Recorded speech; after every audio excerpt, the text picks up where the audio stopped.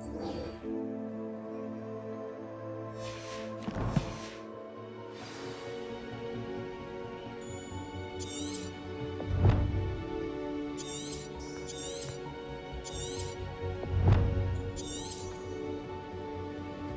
certainly sound like you have an opinion.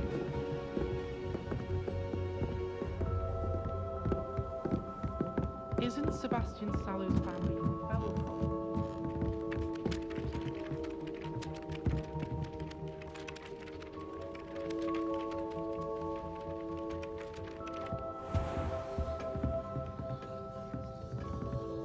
Revelio.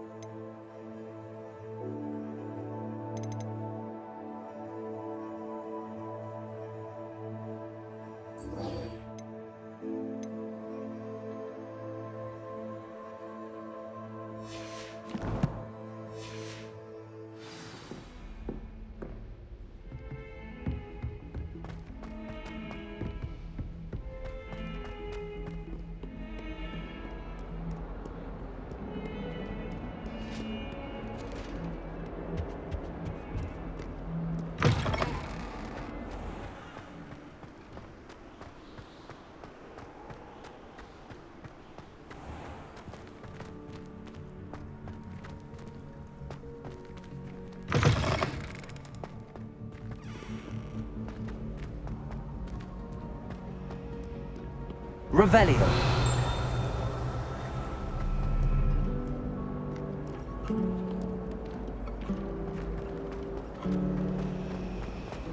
I adore getting out from back home. My father...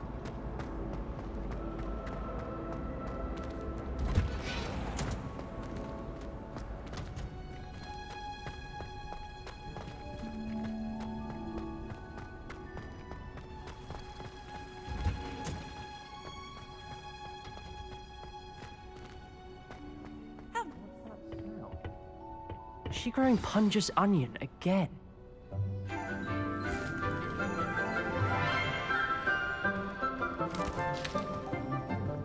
Good morning, Professor Garlick. How wonderful it is to see you again, Lenora dear. Oh, here. You'll need these for today's class. A little treat for your auntie. Ah, hello. Class, please welcome the newest rose in our garden. We do look forward to growing together. How thrilling it is to have everyone back together again. This year will be filled with enchantment and excitement, but the most important thing cultivated in herbology is knowledge. The prudent herbologist is no more afraid of the venomous tentacula than the bouncing bulb. Now then, today we will be acquainting ourselves with the mellifluous tuber known as the mandrake root. Accio. Let's see if we can't make our fibrous friends a bit more comfortable, shall we? First, let's protect our ears.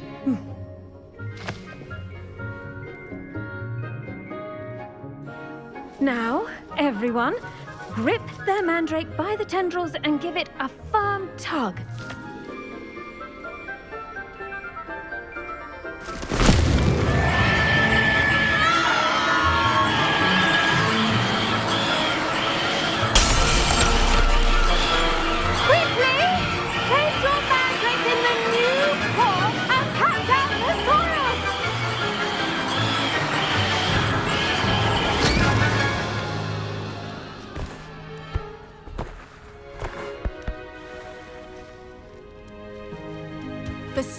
shadow should envelop the root like a warm, dirty blanket, putting the mandrake right at ease.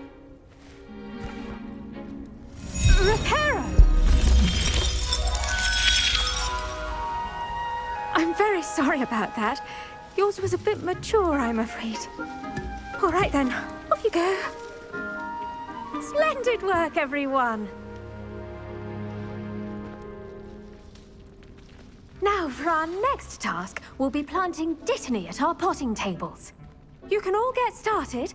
I need to have a brief word with our new student. The best time to plant a seed is last season. The second best time is now.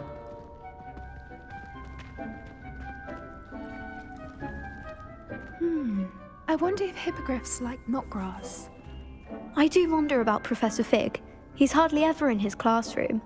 Most strange. Yes, Professor. Firstly, well done with your mandrake. They can be rather difficult to get a grasp of.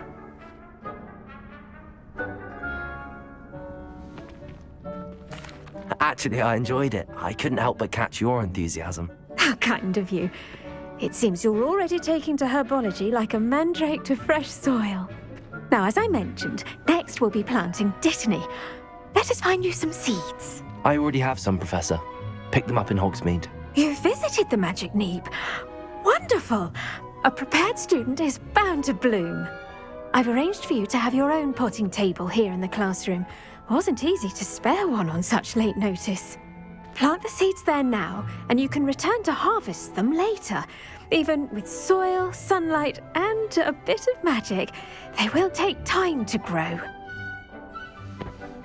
Let's see how to balance my star thistle arrangement. Niffler's Fancy or roses?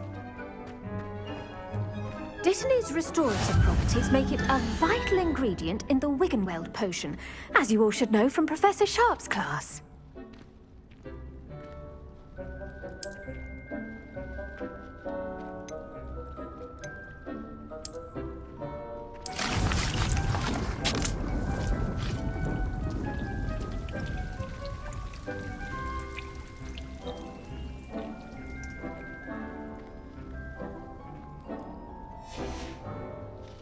Done! Once it can be harvested, your Dittany will be ready to use in Wiggenweld potion. I'll let Professor Sharp tell you about that. Now, what say we branch out? Introduce you to a different sort of flora, the Chinese chomping cabbage. You'll find that some plants are better suited to uses outside of a cauldron. The cabbages do get testy without something to chew. Fortunately, I have a dummy for them to gnaw on. Be a dear and let them have a good chomping. Yes, Professor. They're in the other greenhouse. It's just at the end of the footbridge leading out of this room. Your classmate, Mr. Pruitt, has kindly offered to accompany you. Come back and see me when you're finished. Oh, and mind your fingers. They do bite.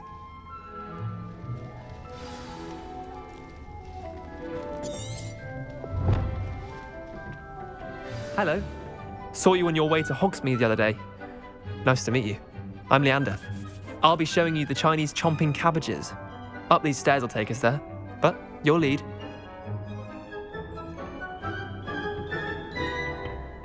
Nice work in Defense Against the Dark Arts, by the way. Excuse me? Your duel with Sebastian. And he's good. Thinks he's really good. But you outright slaughtered him. It was brilliant. Oh. Well, thank you. Here we are. Home of the Chinese chomping cabbage. Go on. Grab a few of those cabbages. Just mind your fingers. I almost lost a thumb. Now, see that dummy?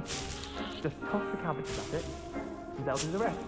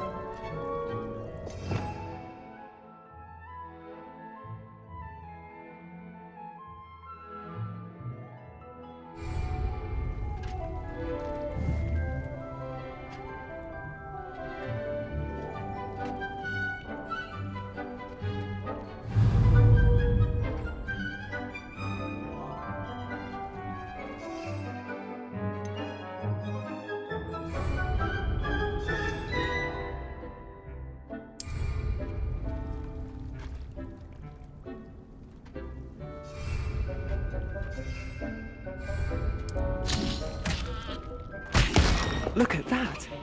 They'll chomp on anything they can get their mouths on. Mum planted some in her garden last year to keep the gnomes out.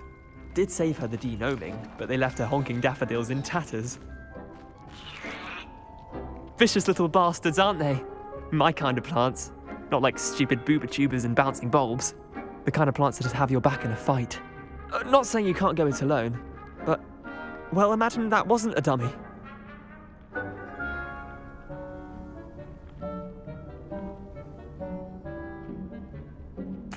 I suppose they could prove useful outside of the greenhouse. Nothing wrong with a bit of backup, even if it is from a cabbage. It's chaos out there. Trolls in Hogsmeade and such. You can't be above throwing a cruciferous vegetable if necessary. Dogweed and deathcap has more of them, if you're keen. Other plants too. Ones your parents wouldn't plant in the garden. You get the idea. Anyway, we probably ought to head back to class. Take your time. I'll see you back in class.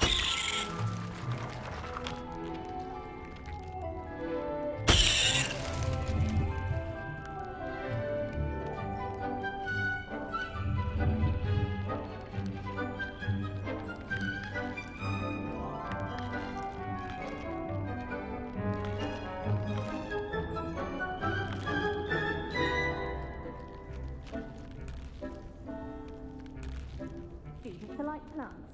They require nutrients from a variety of sources.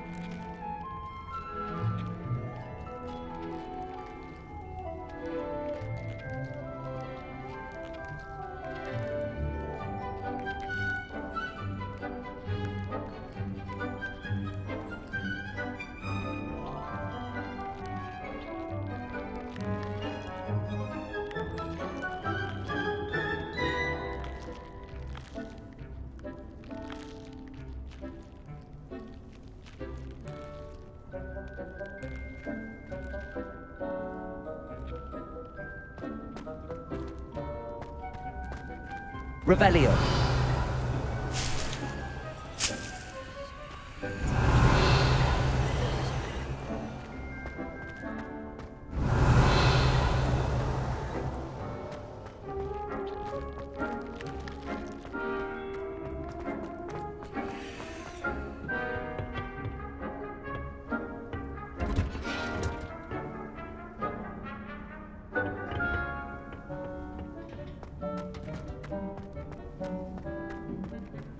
You can't imagine how inconvenient. And with that helpful reminder as to why we should always wear our dragon hide gloves, I shall end our lesson here.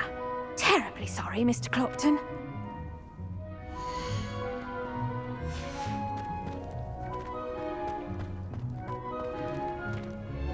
I tended to the Chinese chomping cabbages, Professor. Remarkable plants, aren't they? I hope they weren't too much trouble. Oh, don't see any bite marks or missing digits. And good, as you do seem to be quite green-fingered. Oh, I'm eager to see your skill in the soil continue to blossom.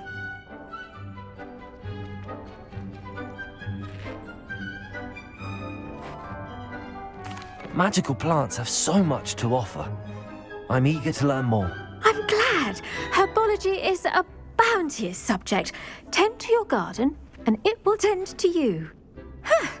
Well, I suppose that's everything. Do come by for a chat sometime. I so enjoy checking in with my new students.